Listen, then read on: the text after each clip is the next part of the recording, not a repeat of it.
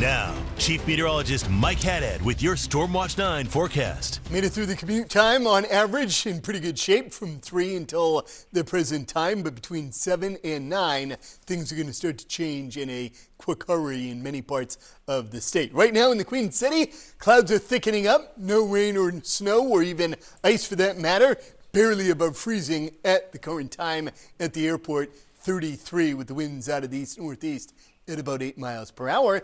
Temperatures statewide freezing or above except in Jaffrey, so some of the higher terrain in the Monadnock region could begin to see some slick roads in the next 30 to 60 minutes. Elsewhere, central and southern New Hampshire, it's really after about 7 o'clock this evening through early tomorrow morning due to this snow, sleet, and even a touch of freezing rain. So right now, precipitation very light and spotty. Roads are in pretty good shape. A few sprinkles of rain and sleet in Nashua, all the way up to just north of Jaffrey, Peterborough, and through southern portions of Sullivan County. Say a place like Washington in the higher terrain, seeing a mix of wet snow and some sleet, showers of rain in Claremont. But to our west, this slug of moisture is going to race in here and then race away. West of Cleveland, it's all done. I'd say by about 7 a.m. tomorrow morning, it's through here, and the roads improve by mid to late morning into the afternoon. So here's our timeline. Notice right now, not a whole lot happening, but between 7 and 8 o'clock,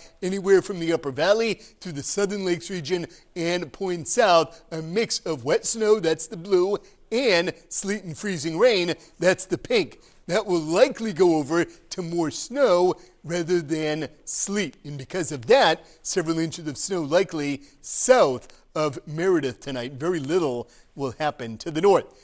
6 a.m., leftover snow for many. Lakes region on south, flurries in the Mount Washington Valley. But then 7, 8, 9 o'clock in the morning, it's all gone. Now the winds will stay on shore all day long tomorrow. So the low clouds are with us through midday, even into the afternoon. Could be a few spritzes of drizzle or pockets of freezing drizzle since we're going to be right near that freezing mark. Tomorrow night, a warm front moves in. Showers after the midnight hour through about 8 or 9 a.m. on Saturday. Could be a couple of pockets of late freezing rain, even a quick downpour. Not out of the question. After that clears, the temps are going to take off by early next week. So snowfall, 3 to 6 inches. Some of this mixing in with sleet. Closer to the 3 if we get more sleet, closer to the 5 or 6 if it's more wet snow. That is still a bit of a question mark. But again, south of the Lakes region, the most out of this storm. Farther to the north, 1 to 3.